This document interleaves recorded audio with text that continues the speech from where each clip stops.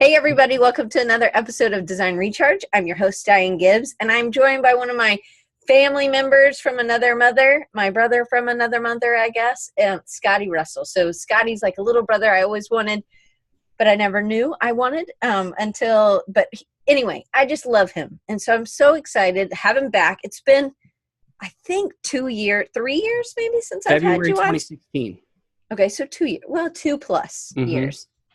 So I'm excited to have you back to being on this Scaling Your Business month. We're doing the month-long Scaling Your Business. And you and I talked because you've really grown a lot in what you're offering, things that you've done. You've tried different things to get either more people on your list or selling products or having workshops, doing all kinds of things that I think will be interesting to our clients. I think he does look frozen also. Yeah, I'm getting a spinning ball of death here on my screen. Just click video and then click like stop video and then start, but we'll still hear you audio wise. Where can I stop video? I can't click anything right now. Oh, buggers. Do you want to Can I hit quit and come back in? Yep. Quit and come back in. Okay. Okay. Sorry, everyone. So, doesn't normally happen like this, but we'll let it, hopefully. Can you guys still see me? You can. He doesn't look released, but I think once he comes back on, he'll be released. Anyway, this is just a really long intro then. So Heather's here. So you guys know, if you come early, I start broadcasting early, and then you can ask questions, or you can I like to know where everybody's coming from. So please put in can y'all hear me? Put in where you're from. So Kim Pinella's here. She's from Orlando. Crew, he's in Dallas. I'm just, because I know people, so I'm trying to see where people are. I think I saw Daniel Soleil. He's in Chapel Hill. So Jason's Augusta, Georgia. Thank you, Joey. So Kona, the Hawaii island. All right. And Ryan, hey, Ryan, he's from Durham. I wear a shirt of Ryan's a lot. Ann is from Richmond, Virginia. Kevin Green's from the whole state of New Jersey, just so you guys know. Heather, Connecticut. That's awesome. And just so you guys know, for the other people that were already here earlier, so Alan, he's one of my students or alumni. He's from Mobile. Amber is from Alabama. Amy Lyons is in North Carolina. And Virginia, Carol Ann's outside of Seattle. Christopher Craig is Ohio. Crew is Dallas. Daniel is Chapel Hill. David is Seattle. Jen is Mobile. Heather, you said, and now I can't remember, and I can't think of where it's. Anyway, you had told me. Istvan is from Hungary. Jason Craig's already Augusta, Georgia. Jason Frostholm's also Mobile. Jeremy Rivers, good to see you, buddy. He's in Charlotte, North Carolina. Joey's from Hawaii. Paige Garland is one of my alumni. She's also in Mobile. Kevin Green, the whole state of New Jersey. I know, we're just trying. Can you guys see? I don't even see Scotty in here. He can't talk. I just see me too, crew. Yes, let me text him. I'll just text him. Sorry, you guys are gonna hear me typing. Hey, you okay? Just tell you what I'm saying. Let me know if you are back in here. And I sent it, and nothing yet. Anne says it's kicked him out, her out twice. I can't see Scotty either, Jeremy, just so you know. He's in Iowa, not Idaho, Jason. I don't think there's a volcano there. Scotty doesn't know. He's typing back. I'm in now. Oh, I don't see you. Buggers, maybe it's me. Well, I hate to kind of stop it and then go because let's try the, I'm here, but it won't me let in. Are you still trying the Scotty, your Scotty bookers, people? Send me that other email, Scotty, and I'll put it in but I don't think I can do that mid-sing. Well, maybe I can invite. No, I know what I can do. I can invite you on screen. If you are in there, there, look, promote to panelist.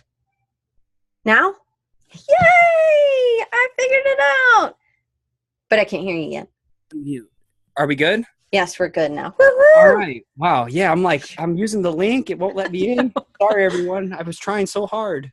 I was just trying to make sure everybody felt loved and invited, I could hear hopefully. You the whole time, so. All right, we're good. Okay, and Nick's here too. So Nick, he's one of mine also. So I think I talked to everybody. So and Tina Frostholm, she's in Mobile too. So thanks for your patience. All right, give us just a little bit about Perspective Collective and where that's gone. It starts as a side project. It's still really a side project, but it started because again, we're focusing on how you've grown. So I kind of want to know where you were. All right. So let's see. It started about 4 years ago.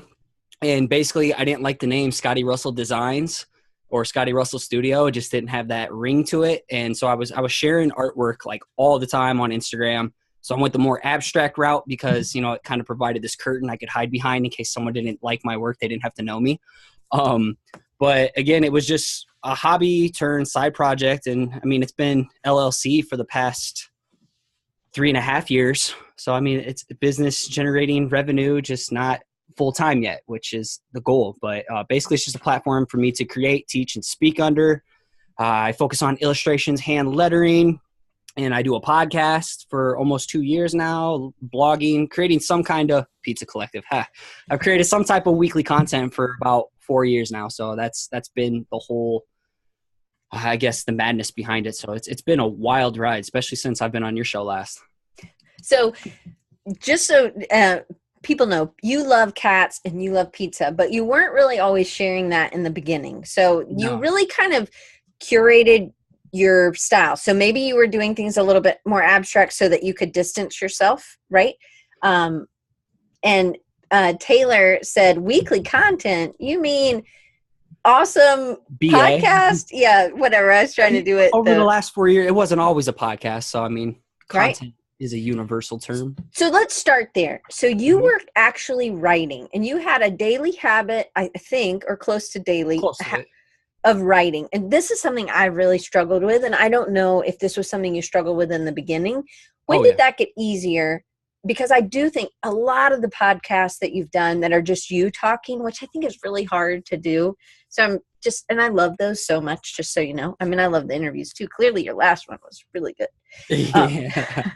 Or a couple ago. Anyway, they all are really good. Actually, I get a ton out of them. Not mine necessarily. But what helps to get better? Was it just doing it regularly? It was like riding a bike, just doing it consistently. And I mean, I still don't consider myself a writer, even though I've been doing it for this long, because it's weird because, I just never thought of it. But honestly, it was just the fact I wanted to get ideas out there, stop being just a polished Instagram post. And, I have a coaching background, so I had thoughts, ideas, and encouragement I wanted to share. I wanted to build SEO on my site. And so I just took up blogging. I'm not sure where it was going to go, but it's definitely gone way farther than I ever thought. And the whole thought of just writing your ideas down and putting them out into the world and learning how to structure them in bite-sized, digestible, chunks for people to read and soak up. So it's been, kind of just self-teaching myself along the way. So Doc Reed has a question. And hey, Doc. So he's in Charlotte also. So Jeremy's here. I tried to connect you guys together. I don't know what USP is. What's that mean? Directly to your site or use media. So anyway, so I don't know. Anyway, so what about using Medium? Are you posting multiple places or are you taking your post and then sharing it on like having a link and sharing it on Facebook, or what were you doing early on to get that? I was just living directly on my site, building on my own land instead of rented land, because that's what Instagram is. You're playing by someone else's platform rules. So, my website was my mothership, and then I just like create the content there and shoot it out to my other different channels and redirect them back to my site. Okay. Hopefully, like eventually capturing, maybe a lead, or, maybe they go to the next part and find my resources or my shop. So yeah, everything is just within my WordPress, and I share it from there. So then you were taking that and then you were creating a list, right? Creating it so that you would have your own people, your own kind of tribe. Yeah, that's kind of what building a newsletter list, just because I've seen the value of, selling to people, that's big, products launches and stuff like that. Dustin Lee would tell you. Mm-hmm. And then just having a chance for people to connect with me one-on-one, just because comments kind of get lost on blog posts. So, that was like in the beginning, people could have direct access to me, and I would have like an onboarding email, and I still do, of like figuring out, what's the biggest thing you struggle with your creativity. And those answers is what, I listen to and generate content around.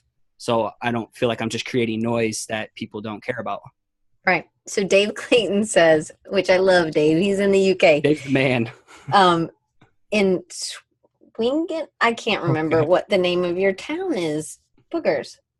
You're on a sheet of paper. Slicker than a greasy dolphin in baby oil. Oh, that's hilarious. Swindon. Anyway, in the UK. So that's awesome. I got it. I'm sorry.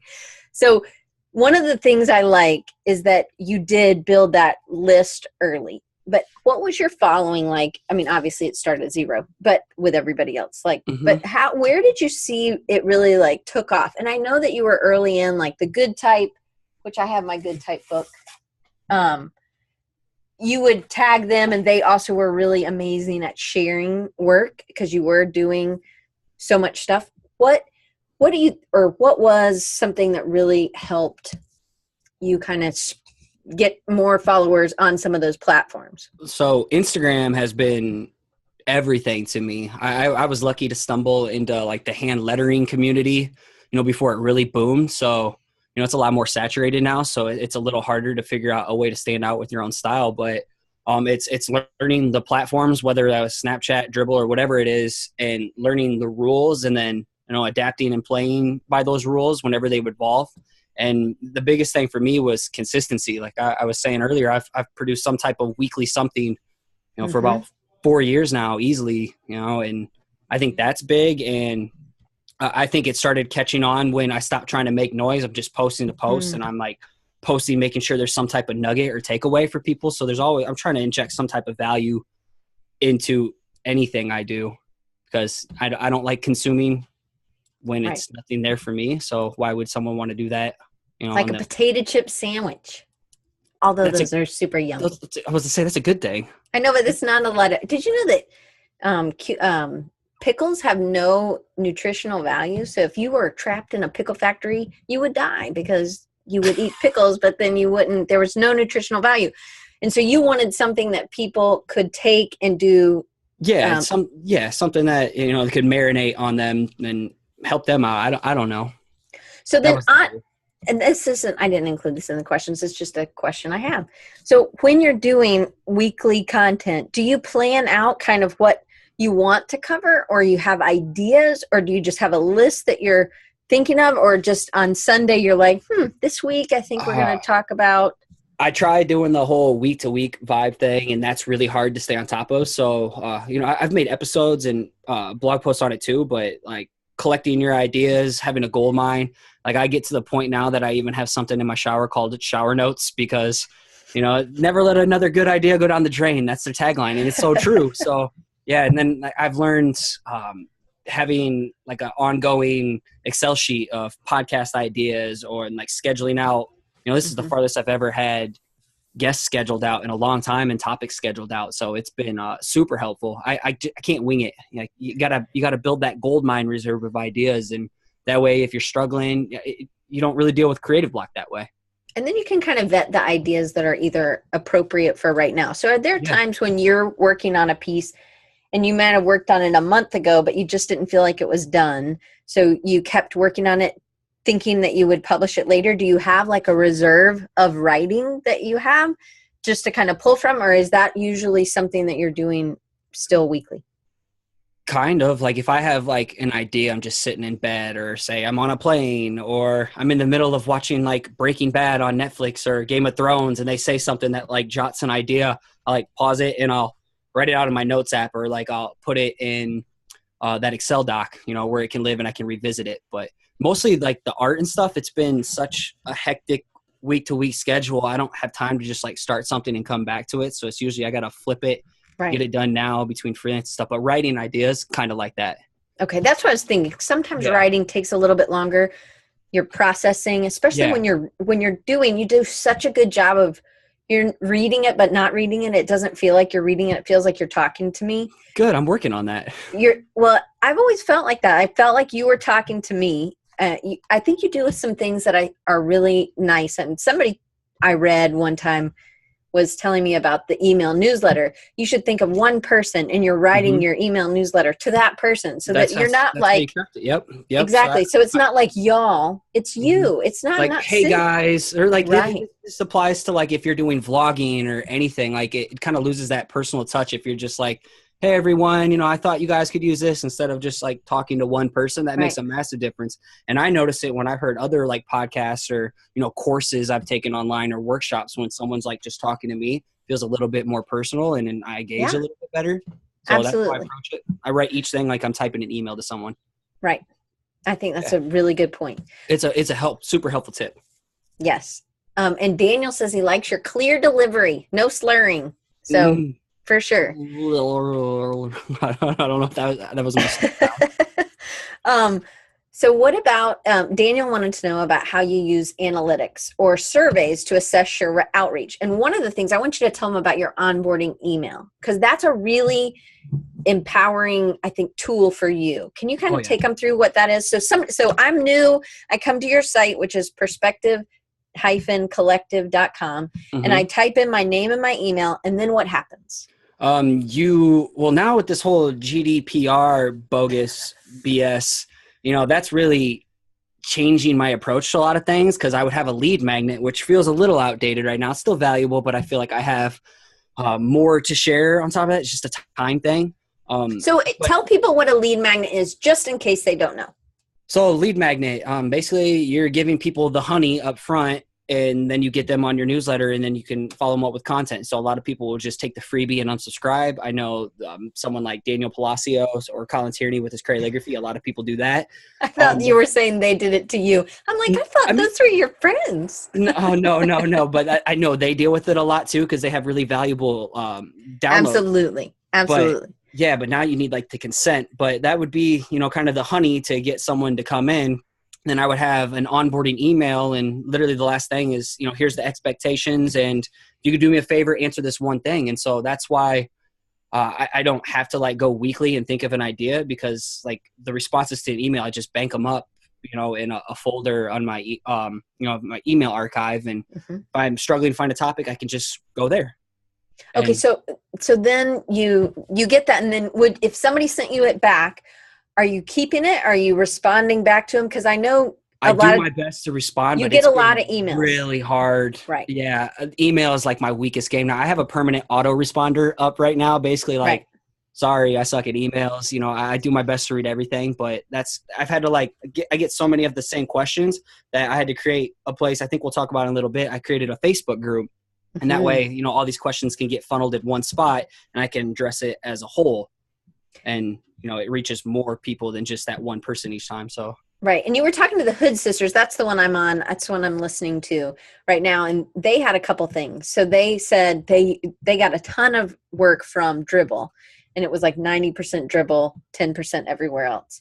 And then the other thing was they have taken what their questions and they've created a book. Yeah. So have you ever thought about creating a book, because you are a great writer? Yeah, honestly, that's definitely in the 3-year plan, is to write a book. Like the recent talk, the 3 life lessons learned from pizza, like that's been going over really well. I think that would be some kind of a fun book or something about creativity, entrepreneurship, life, yada, yada.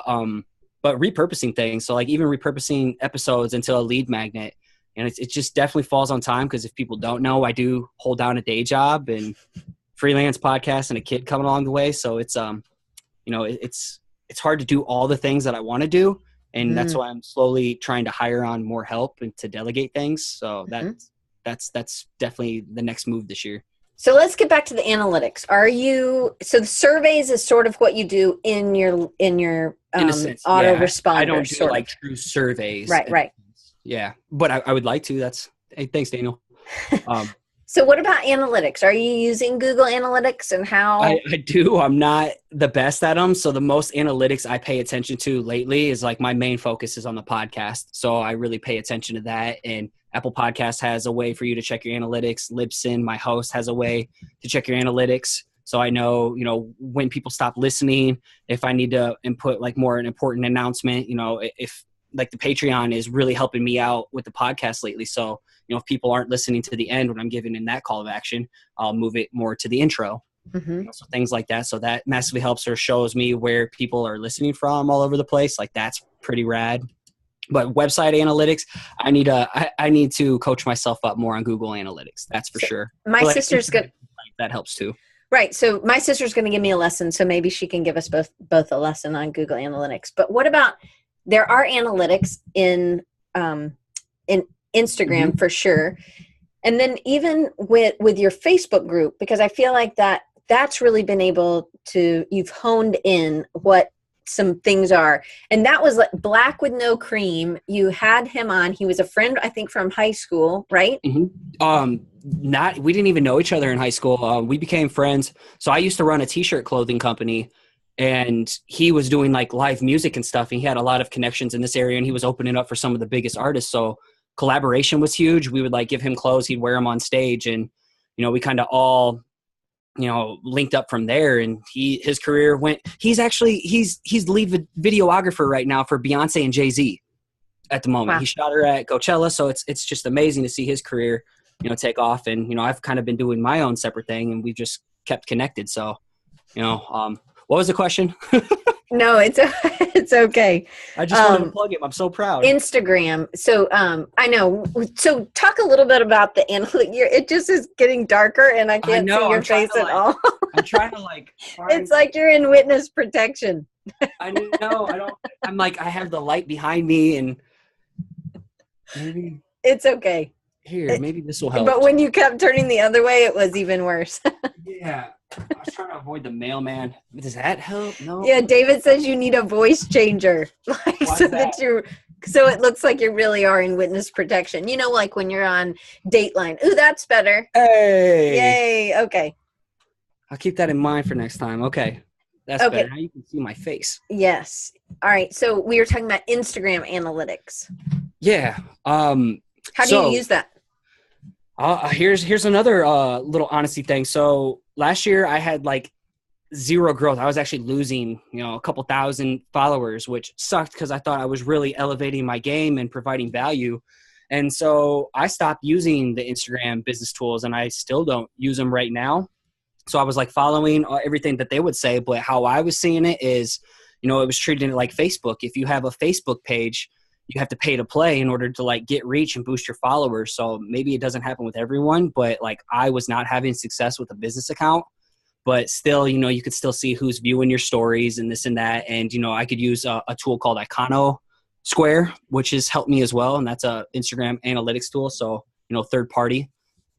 So I don't have like the ability to do the whole swipe up and go to a link. That stinks. But I counteract that by, I have a link tree link in my profile. This is great for everyone too. So instead of having just one single link in your Instagram, you can have this thing called Linktree. And then I use Bitly links since Google shortened links, whatever is gone. So then I can track how many people are hitting my links. So if you go to my Instagram, you can see this Linktree, and it's free. It's super rad. And, I can track, I can just tell people, hey, go to the link in my profile, and they can go to the podcast. They can go to the Facebook group, sign up for the newsletter. That's a terrific idea. It is amazing.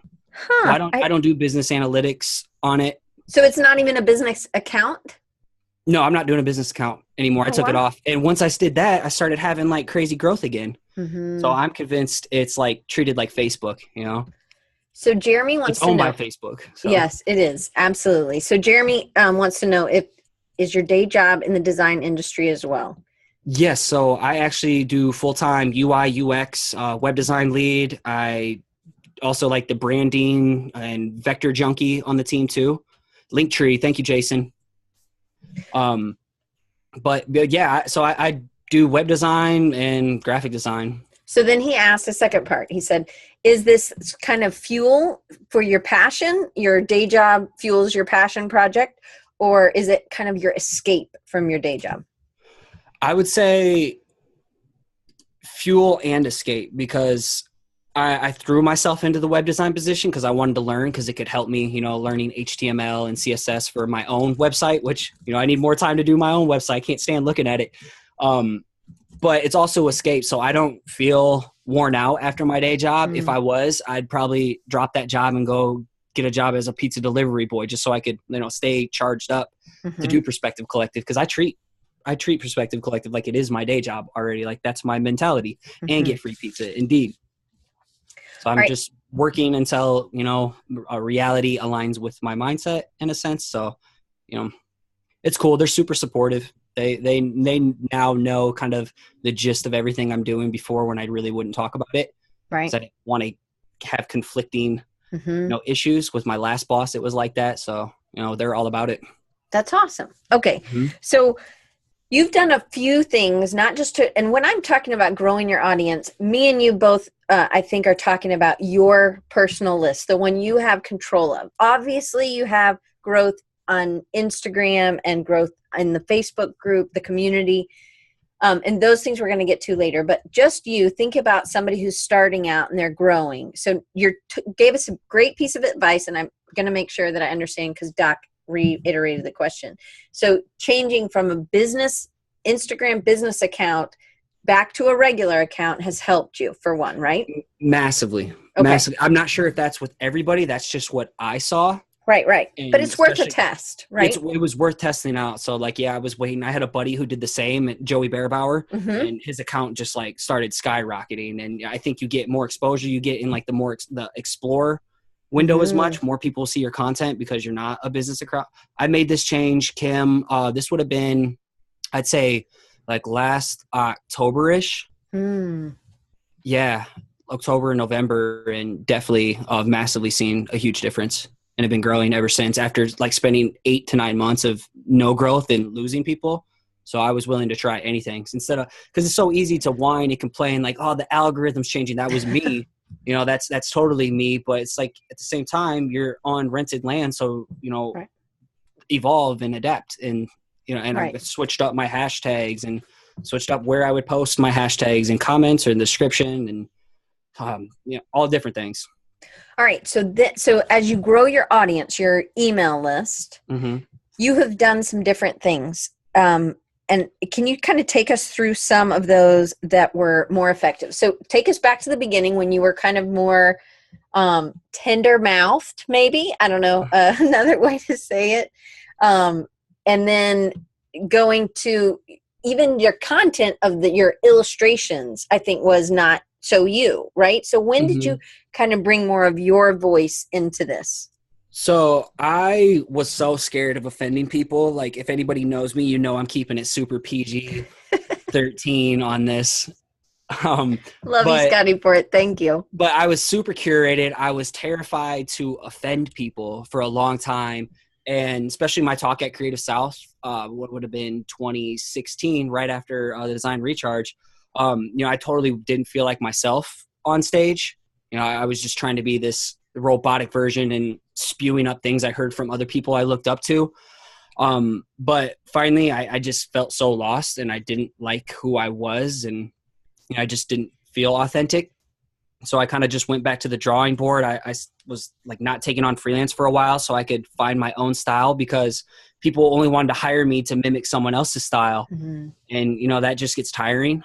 So I kind of just did a deep dive into me, and something like the Creative Pep Talk podcast, that's been amazing. Andy J. Miller really helped me out. I had coaching call with him too.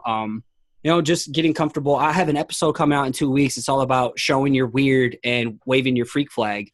And that's been huge, you know, helping me find my voice and opening up and, you know, getting uncomfortable. Mm-hmm.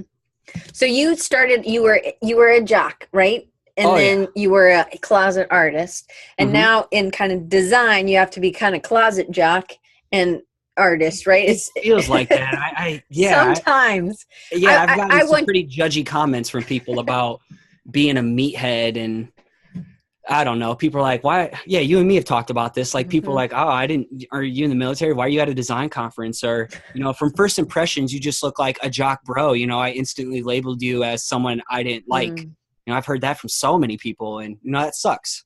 It does suck. So I just want to kind of quell that or crush that, because I just feel like you need to give everybody a chance no matter what they look like, right? Yeah, first impressions without actually getting a true first impression is pretty bogus, if you ask me. Yes, absolutely. Okay, so in as you changed from doing lettering to doing or doing more illustrations, because I think that was one of the first shifts. You had done a lot of lettering, and then you started adding in some illustrations in.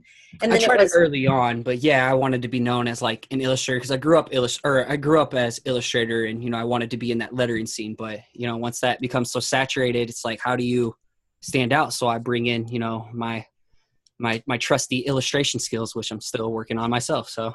But your illustration skills are awesome. But then you started content-wise. You started really going for the things that you were passionate about and sharing, which is cats and pizza are two of the things, right? And outer space and cryptocurrency and the gym. I'm starting to mix that stuff in more, you know, little random things that are me. And I think that's what helps you rise above the noise when, you know, you embrace your weird quirks, which a lot of us are scared to show. Mm-hmm.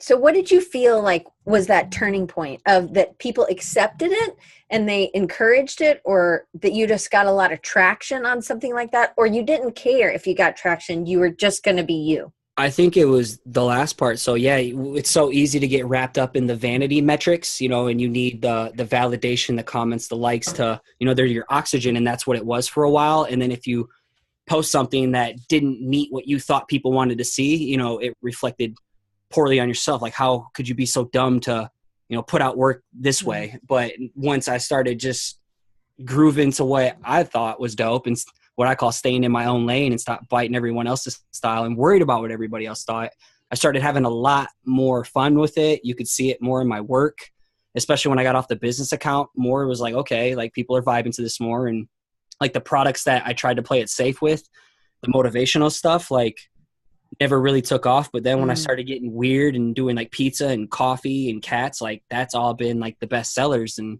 you know, people seem to enjoy that the most. And now I've like labeled myself as a pizza guy. So that's right. Yeah. All right. So going from writing, being a illustrator, blogger, letterer, to taking it to podcasting, that was a shift, and that was a big hurdle. And at the time when you were on before, you hadn't made that jump yet. No. To podcasting. And so, and it took you a long time. Like, you had the first episode, but pushing publish was really hard. Can you talk about that a little bit? Yeah. So I didn't even consider podcasting until it was after the Creative South Talk, which would have been April 2016. Podcast started August, you know, and a lot of people were like, you should totally do a podcast, this and that. And I'm like, yeah, that'd be really awesome. And, you know, I wanted to do it for a long time, but I was just like putting my artwork out there until I was like 20 something is when I claimed I was actually an artist, because I was scared of what people were going to think once I hit publish. So that was hard.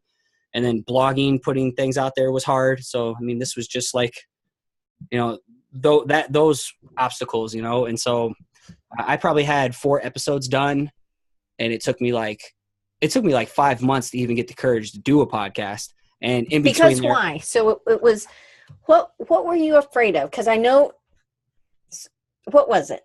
How did it make you feel? Okay. Criticism and online trolls, and you know, when you start something new, you're never really that confident anyway. You know, you just got to keep doing it. So I was just thinking I was a phony and a fake. There's people who are like way better than me, and, you know, what am I doing that's different than them? When in reality, it's like you may have a similar message, but your style, your delivery, you know, that's authenticity. So yeah, is what they said. So, One well, and something that held me back is like a whole month I got addicted to Pokemon Go. And so like that took up a lot of time too and held up the podcast.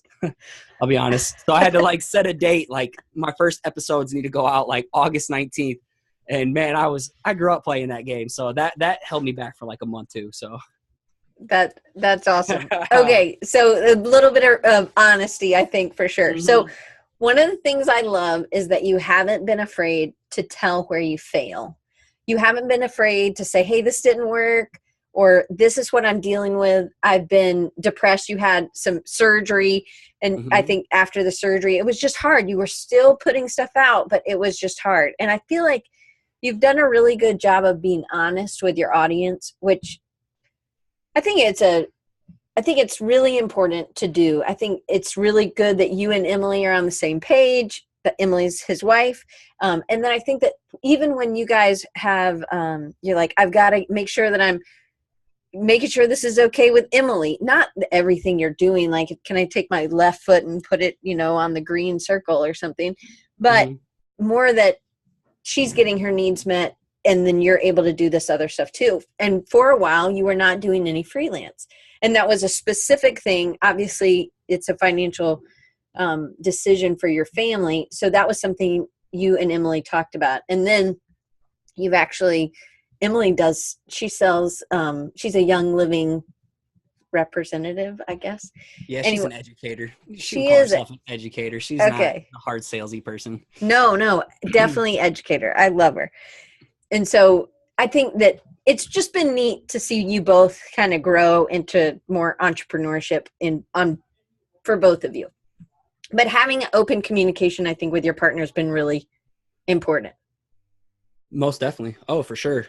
And you've talked about that as that's been some sort of a failure in some ways. And right? I would probably call myself an oversharer, but I think I have the best response. Like how I approach things is a lot of people are scared to have a hard conversation. Mm-hmm. And there's a lot of things that we all are dealing with that people don't like to talk about. We always have some type of demon, whether you can see it or not. And for me, once I stopped like bottling all that crap inside of me, because it would just like ruin me, especially after surgery last year, I put out that episode 25 and you really helped me pull myself out of that. I really started just opening up. If people weren't cool with it, that's fine. It not only helps me talk it out, but it allows other people to realize like, hey, you're not alone, and you have a permission slip to like, hit me up and talk about it, or, people are out there that are listening. So I want to have something that's just vulnerable. It's too many people just share the highlights, and living in a world with social media, all you see is like, this person winning, having the best life, making all this money, going on vacations, when really, it's fake. People show what they want you to see. And so I want to like take the curtain back, and talk about things that are hard. Yeah, for sure. And I think that's what I've loved, and you've reached me in those times. And I mean, I didn't know you were, I knew from what you had said in that podcast, but I didn't know that. I just called you that I was walking around the park with my dog, and I was like, man, that really hit me. And so it was just it was an important one for me. And then I didn't realize it was I'm glad it was helpful. Oh, for sure. All right. So how has having a podcast, so having an audio voice, helps you grow your audience?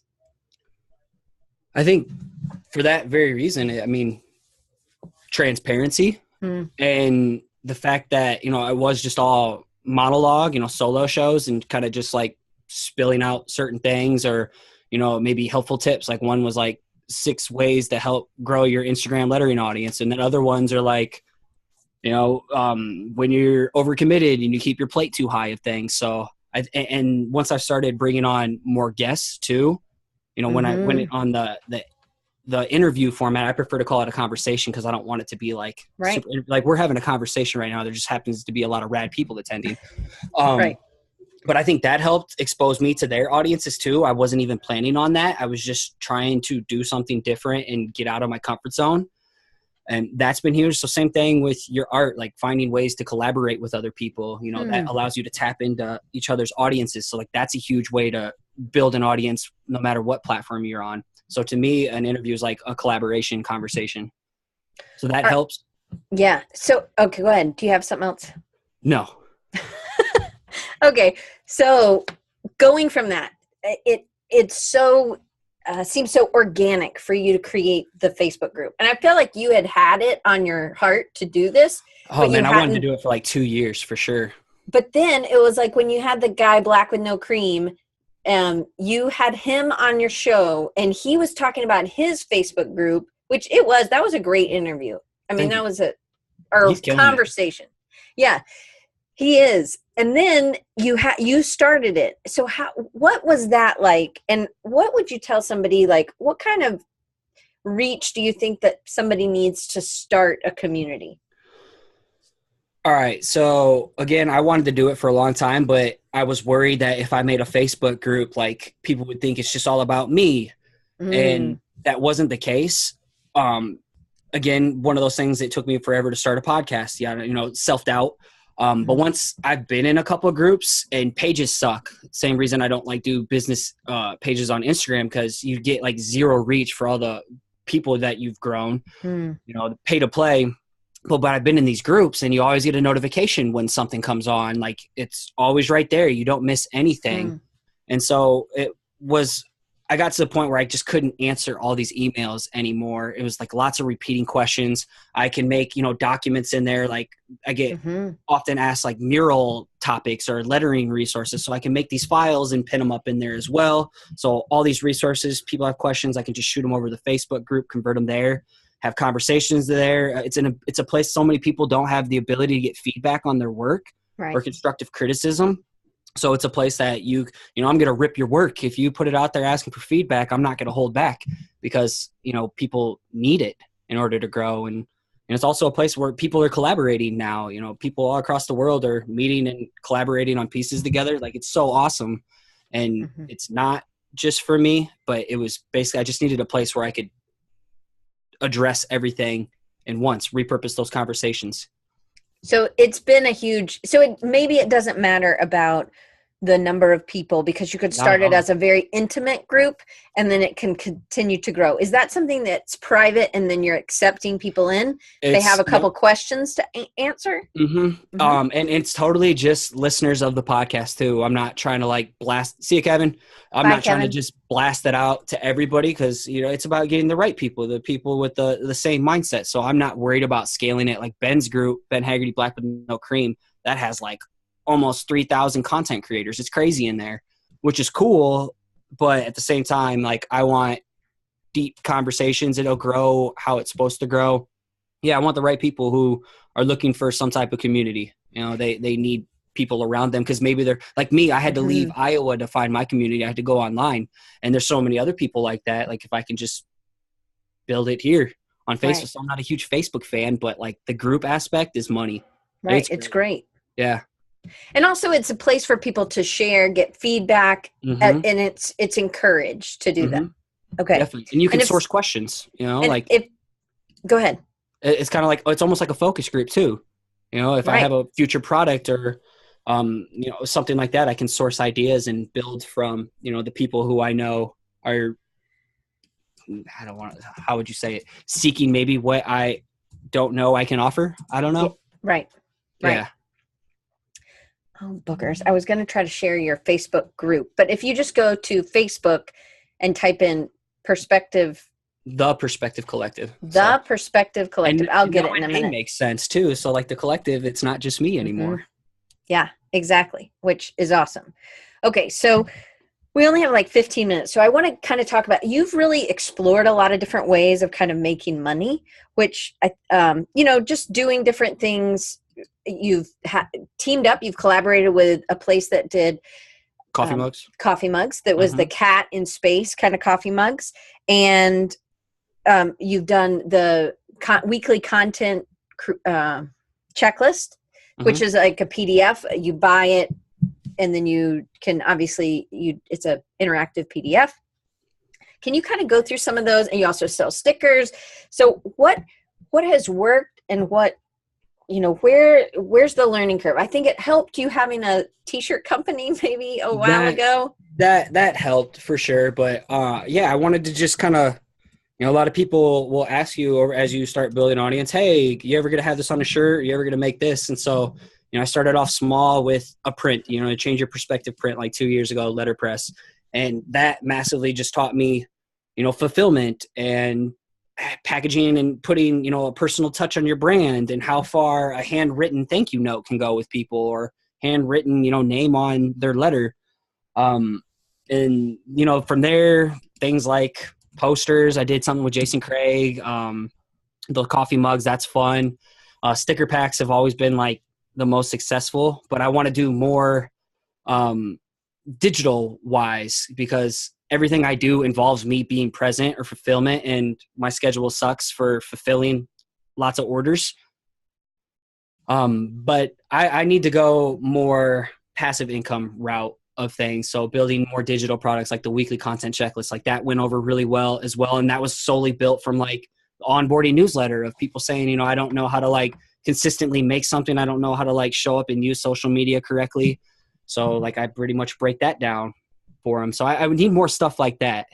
And I want to do like online courses too. But right now, like the podcast is, I feel most compelled to that. And I'm just something like murals. Yeah, Dustin Lee, I've definitely binged all of his passive income content. So that was my MVP product, was the weekly content checklist. But stuff like murals, like that. What was that? It was like under $30, right? Yeah, something like that. Mm-hmm. And so then proof of concept, you know, if people basically, you know, are vibing to that and it does well, you know, then you have something on your hand. You can push it a little farther. Just, I haven't really found where I want to take that next, especially now I picked up freelance more. Mm-hmm. But courses, sorry, go on. No, you go. And I was to say, I definitely want to do some type of course in the future. And courses, yes. Course, of course. And like Procreate, digital packs or something like that. Like you know, I kind of customize each little tool on my own for like details and illustrations. So there's tons of lettering stuff out there that people are killing it with, but there's not like, I'm finding really good illustrative detail brushes or something. So I don't know, thinking things like that. A book. Yeah, absolutely. Because it's something that you want to do for your audience, that you know that there are people who are already there that would be interested in that, right? Mm-hmm. And I think that's the idea of not having a generalist group, but having something specific, because you know they're coming. One other benefit of the group is that you can find people who could, if you don't do video, they could edit the video, or maybe they edit your podcast, or they have music, or they do these other things. And I think the Black with No Cream guy, I can't ever remember his name. Ben Haggerty. Yeah, Ben Haggerty. He really uses that. And I think that that's kind of the next level for you to be able to do all the things, be a dad and a husband and a full-time job operator, you know, and do this. It's hard for anybody to do it alone. So you have to kind of bring some people in. I think you've done that, and that's one of the ways you've scaled. You've turned some things over. You've said no to some, and then you've also said, hey, can you, because you have somebody else editing your podcast now, right? Mm-hmm. Now it's like I'm searching for help with the show notes and the newsletter, because those all take a decent amount of time too. So that frees me up to like record and maybe even schedule guests. I know you have someone that helps. Do you feel like you lose the personal touch when it's not you connecting with someone? You know, I really don't think so. I think Ashley does a great job I think she's just as much a part of Design Recharge is successful because of Ashley just as much as me. And so I think it's really important to make them feel like they're, you know, a critical part. And so that could be something too. So it's like, I'd like someone, if I could find another person that could like help me with the newsletter, the show notes, and then help me with scheduling, like that would be awesome, especially with the kid coming along the way. So that's like, I haven't really put it out into the universe yet, asking for that. And so I'm just writing down my process first, because if you don't have a process, then, you know, it's hard to like pass that along to someone. So capturing that part, but that's next. Definitely delegation to free me up for other things. And I think that those are just time suckers for you, right? Yeah. Okay. So, I'm trying. So how many stickers, because you do sticker packs are how do you know which sticker to produce? And then how many stickers do you make a year? Oh, man. Because you have a lot. I just bought some stickers and they were, I mean, I love them, of course, but there's a lot. There's a lot to choose from. Yeah, I don't know. I totally just wing that. That's just something fun for me. That I don't know. Like, I saw other people have some success with it, so I'm like, okay, well, I'm just gonna package these up, whatever, because they're nice to like go to conferences and I got the idea from Terrence Tang actually when he would hand them out. So, I don't really have a game plan with it. It's just, especially around the holidays, I try to make some happen. I'll do like a push around there, but otherwise, it's like, you got an idea? People seem to really engage with these ones. People have asked about them. And so I whip them out. Like, I got a new one that I'm putting together just for the heck of it. It's not for anyone, but it's for me. Right. Yeah. Right. Which I love, which it makes it feel like it's you. So sometimes one of my big pet peeves, I don't know if you're like this at all, but one of my big pet peeves with stickers, when we go to conferences, I get a ton. I love them. But when I come back, I actually want to know who gave me the sticker. Like, I want to know who made that. And sometimes, what? I'm reading Ann's. Oh, make a baby pizza sticker. That's a good idea. Yeah, I like it. With a beaver. No, I'm just kidding. But if I think you do a really good job of, because the content is so specific to you, that I don't have to have your URL on everyone, but I don't think people have that. I don't think people get to that point. And yet, I think some people don't get to that point. Do you know what I'm talking about? Mm-hmm. Yeah, it like kind of becomes your style or your signature in a sense. So I would say this: if somebody's going to do some kind of like sticker pack or some kind of promo or pin or whatever it is, have like a pin board with it, or on the sticker, put your website URL really, really disguised somewhere in there. So I've been doing that more because for that very reason, people don't know where the sticker came from. So like I just tuck in perspective-collective.com on each one now. Yeah. I think that's smart. Just so you know. Yeah. I think you should always have some type of call to action in practically everything you're putting out. Because if it goes out there, it gets shared, or, how do people always know how to come back to you? It's like putting like a watermark on your image or something. And we see how things massively get shared on Pinterest without credit. But if your watermark's on it, it's kind of like that concept. Hey, Paige just said she doesn't mind editing people's show notes. She's weird like that, and she likes to proofread. And she's really good. She graduated with honors, so I'll connect you with Paige. Yeah, I definitely have seen her name. She's one of my kids. You might have met her at Flourish. Yeah. All right, so we have 5 minutes. I know I don't do rapid fire or anything like you do, which I think is really good. But tell me just a little bit about how speaking at conferences, because you started, your first one was AIGA in Mobile, which I know you felt edited, but it was awesome. And I think it was a great beginning, right? And then you did Creative South, and then you've done Crop, you've done workshops, you've done team workshops with you and Brian Manley. You've done, I think it was an AIGA one in Raleigh. Yeah, I've done like 5 this year so far. And then you did an entrepreneur one. So you're kind of spanning a bunch of different ones, which is great, right? You did WMC Fest, so Thrive. Thank you, Amy. It was Thrive in Raleigh. So how does somebody go about, and so you have a workshop, you and Brian Manley do a workshop about creating a killer talk. How did you start not getting the opportunity, because that was just you being awesome and being perfect for that. You having a great story. But how does somebody get better? Because that was the one thing you really practiced a lot. I think you still practice a lot. Oh, yeah. So for me, it all started with writing. Like I pretty much everything starts with writing. It totally does. Whether you're doing a script for a vlog or whatever it is, I think it's producing some kind of content. And for me, I believe value should always be top of mind. Vulnerability really helps too, especially like read someone's book. What's her face? Brene Brown. Like she's got really good topics on that. Once I started like opening up a little bit more and making sure I'm providing value, like that drew more people to it. And then like making custom artwork to go along with it, like that helped it a little bit to get reach. But I think, and I'm a law of attraction person, putting it out in the world like, hey, I'm looking to speak. I mentioned it like once verbally and you heard it and you offered me my first one. But also you paid attention to the content I was putting out and realizing that I wasn't playing around. Right. And I was serious about it. So I think it starts with there, putting out content, getting your voice out there, reminding people you exist is huge.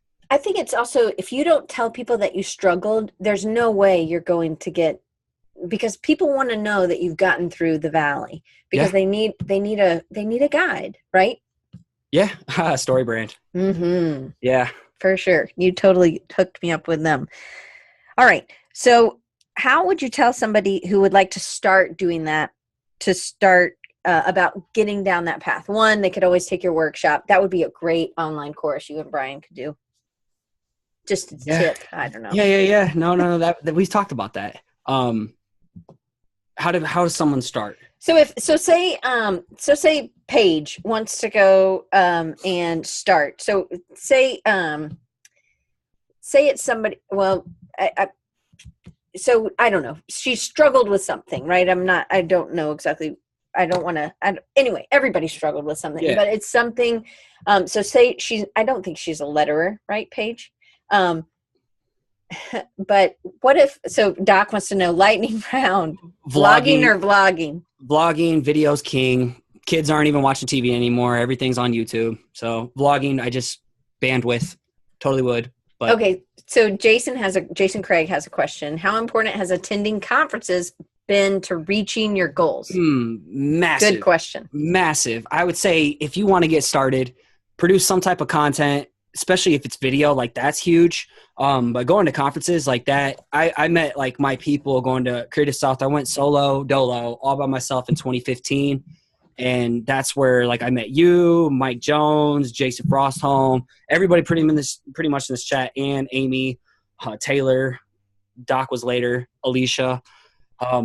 That's it. Getting out of your bubble, building relationships, not connections, because that sounds like shiesty sales, snaky stuff. So building relationships, getting out of your comfort zone, getting out of your bubble, conferences, producing content consistently, reminding people you exist, providing value. And at the end of your value, jab, jab, jab, right hook, you can give some type of ask, hey, sign up to my newsletter so we can connect. And here's your expectations, something like that, with an onboarding question. So you can keep producing content, targeted content. Because you're listening. Exactly. Yeah. Be a listener. So right. There was no one to listen to in the beginning, but I mean, for like 6 months, nobody read my blog. And for like 6 months, nobody listened to the podcast. I did. Yeah. Well, the statistics didn't show many. So, I mean, that's okay. It takes time. It's a day-by-day grind for sure. So that's the other thing. You've been at this from the blog to now for quite a few years, 4 years at least, right? Yeah. And it is. So people give up. And that's the one thing somebody told me was, just stay in. Just stay in the pool and you will be the winner, because you will be the only one swimming at some point, right? Yeah. So Kim wants to know, how do you keep yourself motivated while you're in the valley? All right. This is from the talk, the pizza talk, but hoard your victories. This is huge because I'm one who I have a horrible time celebrating any type of win, big or small. And hoarding your victories means like if you get a random email for something nice, file it away so you have like a motivation archive. Or for me, I have like a Wonderlist app set of like good things in 2017 is when I started, good things in 2018. I capture any small or big win, because it's so easy. One little hiccup along the way or one negative comment could totally like throw us in a funk where we kind of lose sight of all the cool things that we've accomplished we can be proud of. So hoarding your victories, being able to like look back on something is massive. Right. So Taylor says, do you keep a journal for reflection's sake? Not necessarily. I feel like my podcast is like a journal, like an audio journal for sure. Do you listen to the episodes after they come back? I have, once they're out, I listen to it once just to make sure everything sounds good. Cause when you're like recording and listen to your mic in this, you can hear like everything. But once I have like normal headphones, I'll listen to each episode like once as it comes out. But I don't think I'll ever go back to episode 1 through wherever we're at now. Yeah, 79 was today. But no, I don't listen back. It's creepy. I hate the way I sound. I don't like my photo taken. I don't like being on video. So then and this is the last question. And what about stories? So I do not utilize those. I know I should, but you do a good job at that. And you also are on there video wise. Do you like them because they don't last, or, I mean, for what? For Instagram, or Facebook, I guess you can do Facebook stories. I do it because it gets me comfortable talking in front of people. You know, like when I had my first talk coming up at Flourish, I started using Snapchat and doing like daily talks just to get comfortable with it, because I had no idea what I was doing. So, you know, putting yourself out there, like if it scares you or makes you really nervous, but like you want to do it, that's totally like your intuition trying to pull you towards your future self. So do those things that you're scared of, because that's helped me unlock each little level. You know, like each little fear is like a boss in a video game. And, you know, you have to take down that boss to get to the next level. Well, for me, that's like that comfort zone. I attack that. Yeah. I love that. So you did these little things to help you get comfortable with speaking on stage. And I think I think that's a really super valuable. Yeah. And that's a really small nugget. But I think a lot of people who are designers, we talked to Ian Paget last week, who Thanks, Paige. dealt with social anxiety, especially with speaking in front of people, not in a big room, just with 3, 4 people at work. So I think that's something a lot of designers or a lot of introverts really deal with, is this is a tip for you to be able to help you get over those things. Yeah, totally. Do you still do Snapchat? No. Once Instagram started implementing stories, it was game over. I'm like, everybody's over here. I can't hold down 2 platforms at once. So, you know, it sucks because all my family's on Snapchat. No one's on Instagram, but, you know, is what it is. That's awesome. So Paige said he was one of the reasons that she was trying to use stories more. Yeah, and that's so awesome to hear.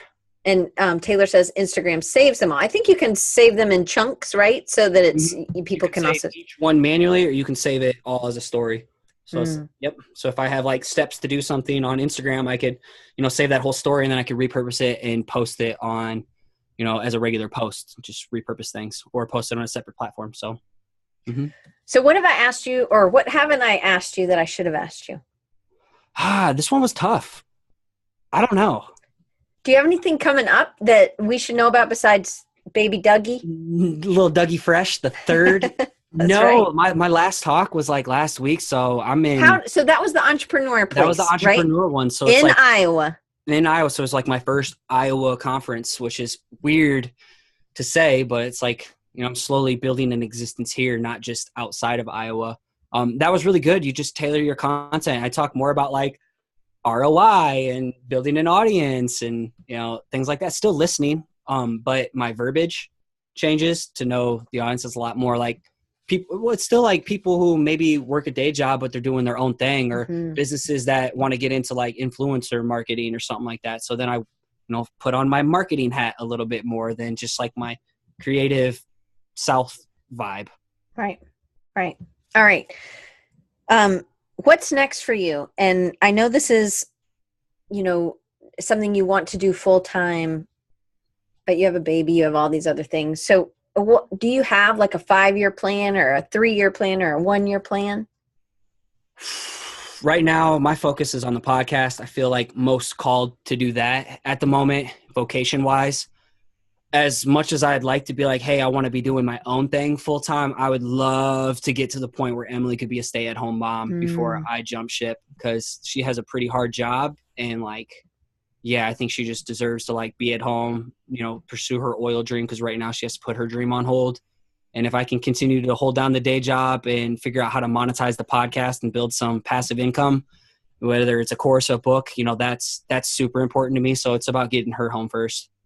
That's super sweet. All right. So let's share how people can get in contact with you, and also how they can help you support the show. So you use Patreon. You want to talk about that a little bit? And I'm going to share the link, and it's patreon.com/perspective podcast. No hyphens. So like, it was weird at first doing the Patreon, because I felt like I was begging people for stuff, but really it's like people want other ways to support you. They don't want to just, you know, buy a product or anything like that. And so that's really helped. You know, where I'm at right now per episode allows me to hire an editor It's allowed me to update equipment. It's allowing me to scale the show. So the more that happens, the better I feel. I can hire even more help for show notes and such. So that's massive. With as little as much as your weekly cup of coffee, you can help support the show. That's right. $1, $5, $10. And I have little tiers where, I produce or try to give some value back. And if there's something you'd like to see there, I'm always open for feedback, always trying to make it more valuable for the end user. Right. So let's talk about one last thing. You have 2 Instagram handles. Can you tell us what the difference is and how you post differently? Because I've been there with Design Recharge. I made a decision, I don't know, maybe 3 years ago, not to post any of my work on that. And I think, you do your own, there are graphics, there are other things that you do, but what is the difference between Perspective Podcast and then Perspective? It's Perspective Collective without any of the vowels. So Perspective Podcast, really easy. That one is strictly all podcast episode artwork. And a lot of people catch some inspiration from the show, and they will tag I even give a little plug, in the podcast. If you find some inspiration, you draw something up that was inspired by the show. It's not a feature account, even though people tag it like it is, but I just reshare some of your work to give you a little public thank you. So I share my episode artwork and other people's artwork inspired from the show. And that's solely it. And then Perspective Collective, my business, personal, I guess, is where I post, again, episode artwork to get the reach. That's where the bigger audience is. And client work, freelance. Once in a while, a picture of my wife or my cats or what kind of pizza I'm eating that day. And I'm really active on my stories on that too, sharing the process. I share process to everything on each drawing or anything I do, and people ask questions, I help you out there. And I'm pretty responsive on DMs there, way better than emails. All right. So I'm just going to spell it out just for anybody who's listening. If you're on Instagram, if you just want to follow Scotty and his professional side project stuff, which he would love to do full time, it's PRSPCTV_CLLCTV. It's Perspective Collective without the vowels. Or you could go to Perspective Podcast. Then, go ahead. No, I like to just make a jingle. It's PRSPCTV_CLLCTV. Oh, I like it. You need to sing it a little bit better. You want to try it again? No, I haven't practiced that part. In my head, it's easier, so. I like it. It sounds like something like Elmo would do. Maybe you can get a puppet and you could Count Chocula or something. Yeah, you could have a little somebody. So then you could always go to perspectivepodcast.com and then also perspective-collective.com. So again, if you're talking about the difference, really you're able to reach you to find you as a designer, an illustrator, letterer that could do work, through Perspective-Collective. But it's also kind of the mothership for everything else, right? Yep. So that's where I exist the most. Well, I know you have to go back to work, so I'm just taking the rest of the day off. Sweet. Yeah. Anyway, I am super thankful. Thank you so much for everybody who came. Yeah, thank you so much for being here, Paige. We need to talk. I'm gonna send you an intro email with her after we get off. Jason. He said he sent you a text. Yeah, I see it. So anyway, thank you guys. And next week is going to be a little different. So Chris Doe is coming on, and he's going to bridge the gap between this scaling your business, because he's definitely done that, and then going from the struggle to the soar. And soar meaning like flying. You've got your wings all the way stretched out and you're using the wind and you're going. So I met Chris back in February as a result of Jason Frostholm had put a tweet out, and then him and I just connected and we really clicked. And so I'm really excited to have him on next week. Him and I talked last night, and so I have getting him his questions today. And I'm excited that you guys are going to hear how he has scaled his business, but also we're going to do half of it as he's really helped me trying to get Design Recharge to get a little bit more traction, which I really appreciate. And so I'm trying to implement some new things. So you'll be seeing some things. Amy's helping me out with some of them. and Kim's helping me as well. So I really appreciate to you guys, Amy Lyons and Kim Pinella, for helping me. And Scotty, I have one more question. Do you think that you've gotten to be a better writer as you've continued to write? Oh, most definitely. That's why? Like how? Like do you get words come easier, or it just words come easier? You start finding your thoughts a little bit better. Mm-hmm. You start, when I wrote in the beginning, I wasn't like writing how I would normally talk, my goofy sense of humor. I was just so serious. But now it's like I can be more descriptive, and public speaking has helped me become a better writer. So teaching people how to public speak has helped me become a better writer, storyteller, and showing a little bit more of my personality in it, for sure. So that's the hardest part. When you write at the beginning, it's just like, it's not you. The mask, right? Yeah, it's the mask. Yeah.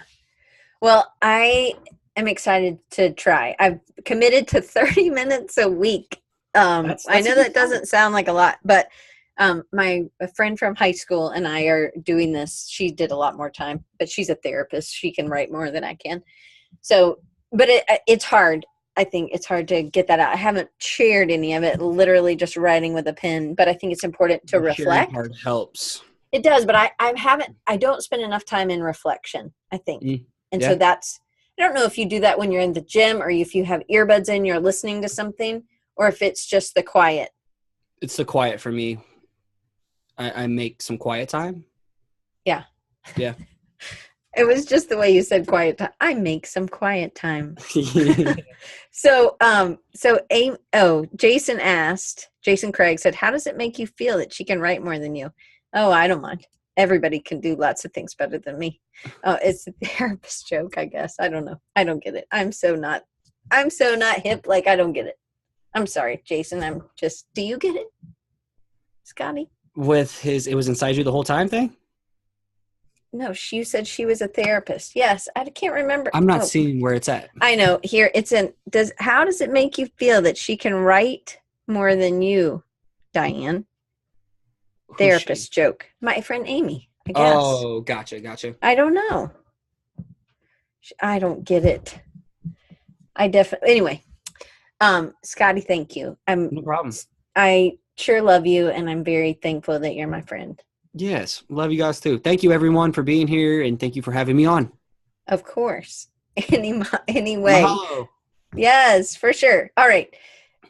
Amy said it's the typical joke about the therapist is they ask, how does that make you feel? Oh, I get it now. I'm sorry. I'm just a dork. So, oh well. I guess that's how I put my personality in there. I don't get jokes, clearly. Anyway. Right.